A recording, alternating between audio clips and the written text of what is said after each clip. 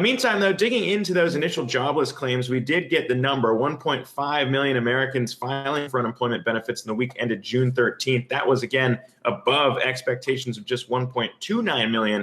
On the plus side, that number has come down for the 11th straight week now. But for more on that report and why that might not be the best news to come out of it, I want to get to Yahoo Finance's Brian Cheung, who has more details on that report. And Brian, I say it's a bit of a pro-con here because, well, we're focusing on that initial claims number. You still need to worry about continuing claims as well when we try and think about how many Americans are actually going back to work as businesses reopen.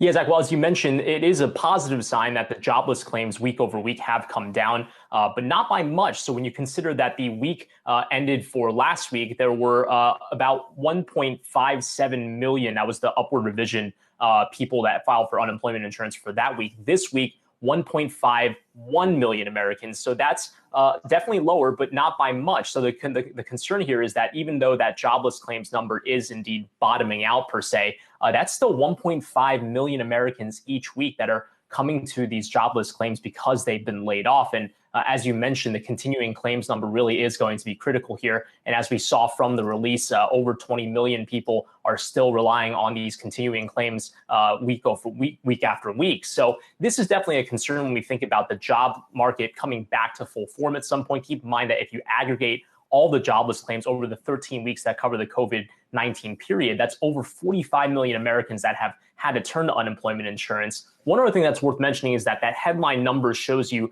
unemployment insurance in that classic sense, people that have been laid off from their jobs. But keep in mind, there's also a separate type of unemployment insurance called pandemic unemployment insurance. And this is a separate form for people who are self-employed or those that work in the gig market. For example, Uber drivers is one example. There were 760,000 of those claims for this week. So if you were to add that to the unadjusted jobless claims on the headline number, you actually get something closer to over 2 million people that have been turning to those jobless claims for the week. So not necessarily a victory here with the number, but it is some positive sign that the number is coming down.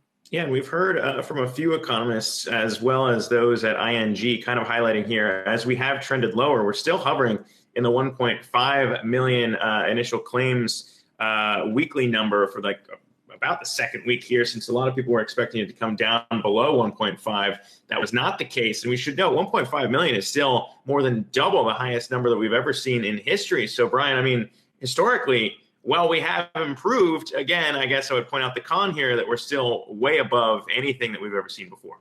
Yeah, absolutely. And we have to keep in mind that you're comparing that number to the previous peaks that we had seen, likely in 2008 and 2009. But before the COVID-19 crisis, we had that tightening labor market with an unemployment rate, U3 rate, of 3.5%. Only 3.5% of prime age workers were not working. And the problem here is that at that time, the average weekly claims through the Department of Labor was only about 200,000. So to see numbers in the millions week after week after week really shows the damage to the labor market. But again, it's a slightly positive sign that the amount of claims are coming down. But as we look towards that recovery, looking towards those continued claims, who's coming back to the labor market, and then obviously trying to square that up with those monthly jobs report numbers that we get from the Bureau of Labor Statistics to really tell us in specifically which industries are people coming back. Because Zach, as we know, there's going to be a difference in speed for how people can come back based on what state you're in, based on what industry you're working in, and based on the status of your job,